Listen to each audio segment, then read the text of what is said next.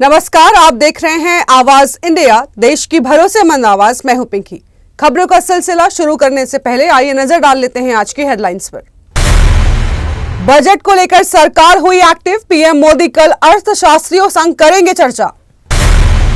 Supreme court ने कुलदीप सेंगर की जमानत पर रोक लगाई, पीड़िता की मां ने लगाई सुरक्षा की गुहार। अरावली रेंज पर फिर सुनवाई, सुप्रीम कोर्ट ने पुराने आदेश पर लगाया स्टे। अरावली पर कोर्ट की सख्ती के बाद केंद्र सरकार की प्रतिक्रिया, फैसले का भूपेंद्र यादव ने किया स्वागत। और एंजल चकमा केस में राहुल गांधी ने सरकार पर साधा निशाना, बोले बीजेपी राज में नफरत हुई सामान्य। अब खबरें विस्तार से। आगामी आम बजट 2026 से 2027 की तैयारियों को लेकर प्रधानमंत्री नरेंद्र मोदी मंगलवार को देश के प्रमुख अर्थशास्त्रियों और विभिन्न क्षेत्रों के विशेषज्ञों के साथ प्री बजट बैठक करेंगे।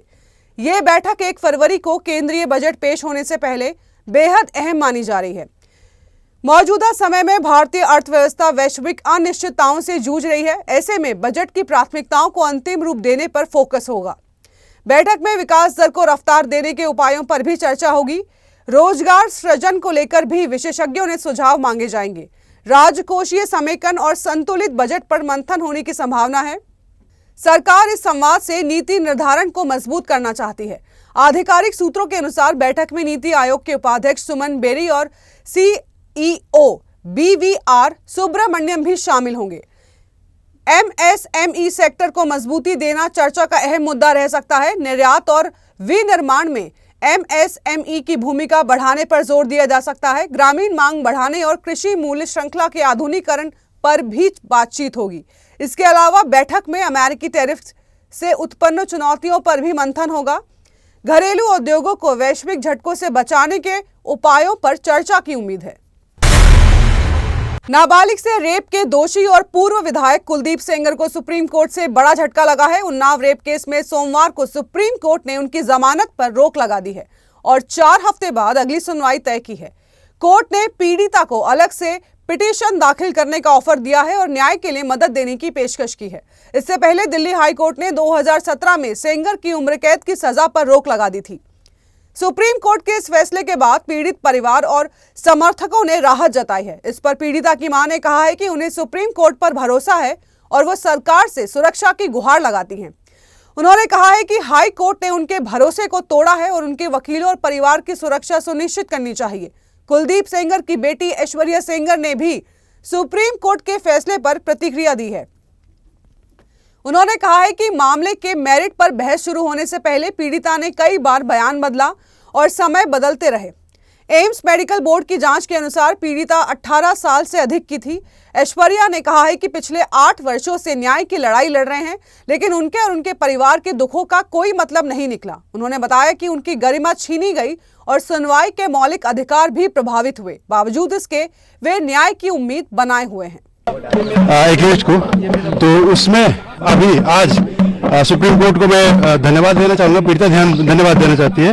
पूरे देश की संवेदना सुनी सुप्रीम कोर्ट और अभी उस ऑर्डर पे स्टे लग गया है और सुप्रीम कोर्ट सख्त आवाज में ये मतलब आदेश दे दिया है निचली कोर्टों में कि अभी किसी भी मामले में उस अपराधी को जेल से बाहर नहीं निकाला जाएगा।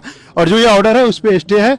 अपोजिशन को उसमें काउंटर एफिडेविट फाइल करने का टाइम मिला है और तब तक के लिए उसको किसी भी मामले में छोड़ा नहीं जाएगा। अरावली रेंज की 100 मीटर से कम ऊंचाई वाली पहाड़ियों को अरावली न मानने के आदेश पर सुप्रीम कोर्ट ने स्टे लगा दिया है। सुप्रीम कोर्ट ने इस पूरे मामले में स्वतः संज्ञान लिया था। सुनवाई के दौरान सरकार की ओर से सॉलिसिटर जनरल तुषार मेहता ने कहा है कि इस मुद्दे पर गलत जानकारियां फैलाई जा रही हैं। इस पर कोर्ट ने कहा है कि कई पहलुओं को स्पष्ट करने की जरूरत है। अदालत ने माना है कि विषय पर्यावरण से जुड़ा संवेदनशील मामला है, इसी कारण कोर्ट ने मामले में हस्तक्षेप किया है। अब अगली सुनवाई 21 जनवरी को होगी। मुख्य न्यायाधीश ने कहा है कि अरावली हिल्स और पूरी रेंज से जुड़े कुछ तकनीकी बिंदुओं को स्पष्ट करना जरूरी है। कोर्ट ने निर्देश दिया है कि हाई पावर्ड एक्सपर्ट्स कमेटी इसका विस्तृत अध्ययन करेगी। इस समिति में डोमेन एक्सपर्ट शामिल होंगे। कमेटी अरावली की संरचनात्मक और पारिस्थितिक स्थिति की जांच करेगी।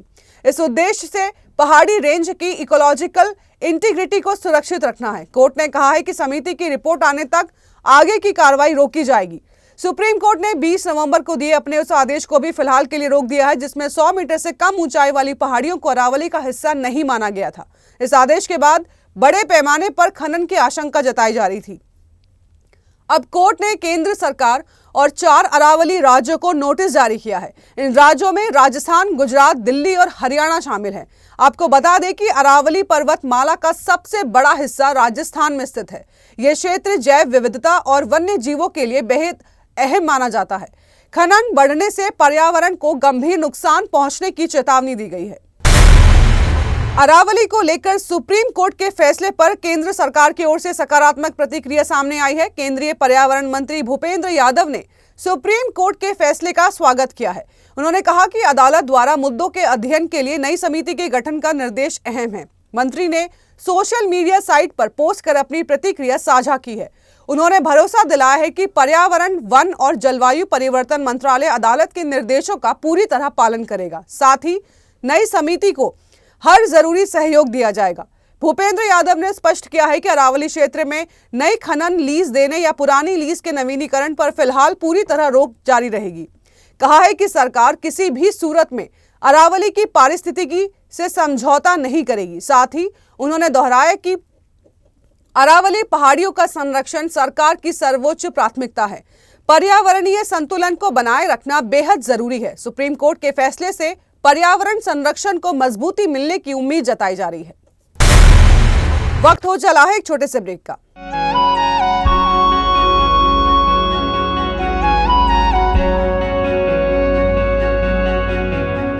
आवाज इंडिया, आवाज इंडिया, आवाज इंडिया, आवाज इंडिया, इंडिया, इंडिया, आवाज इंडिया।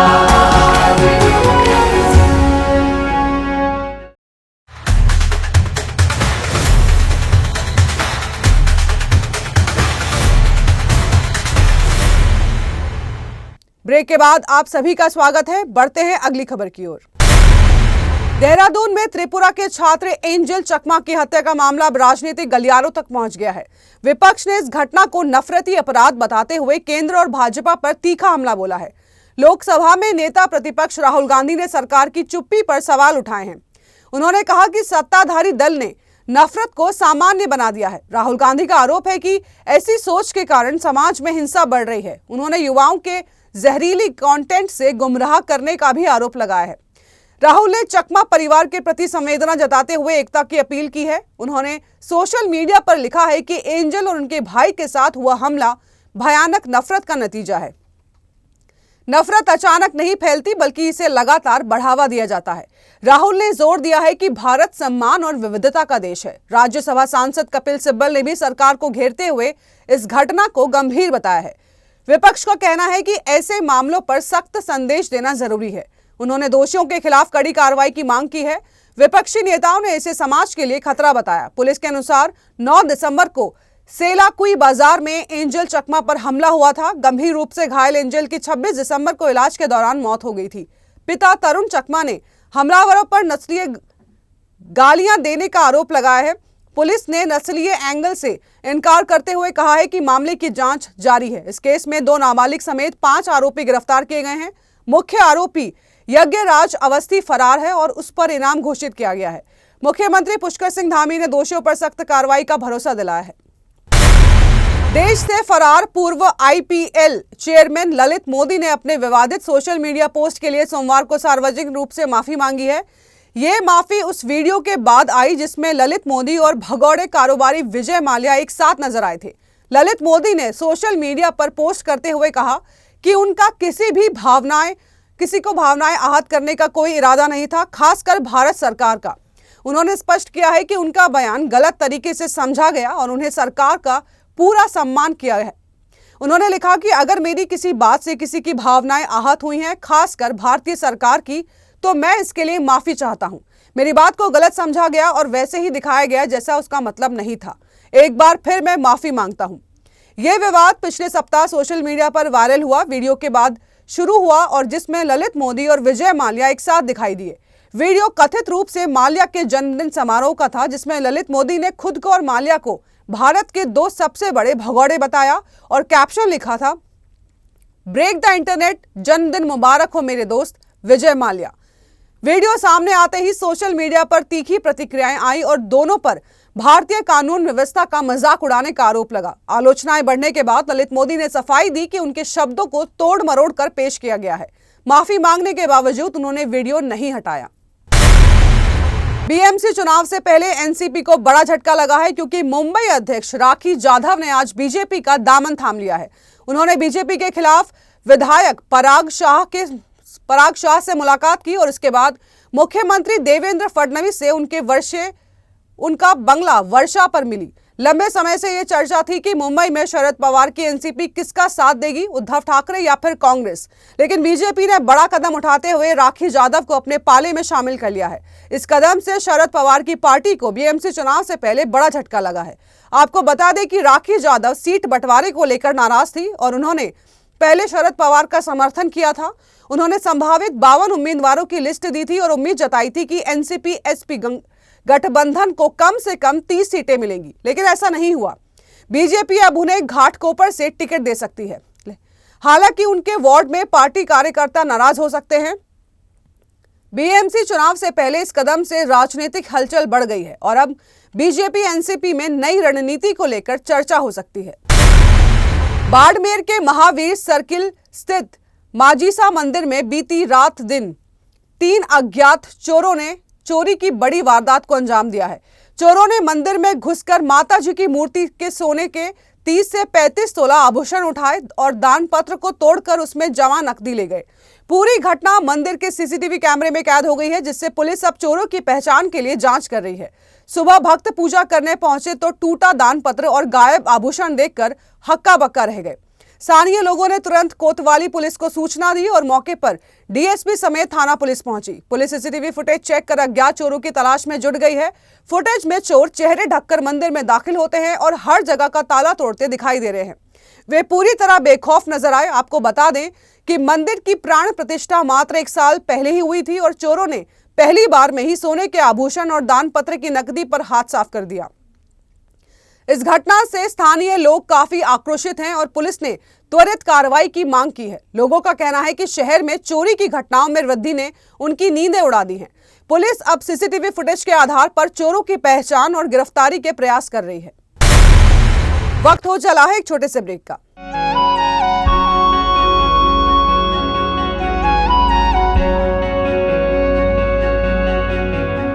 आवाज इंडिया, आवाज इंडिया, आवाज इंडिया, आवाज इंडिया, इंडिया, इंडिया, आवाज इंडिया।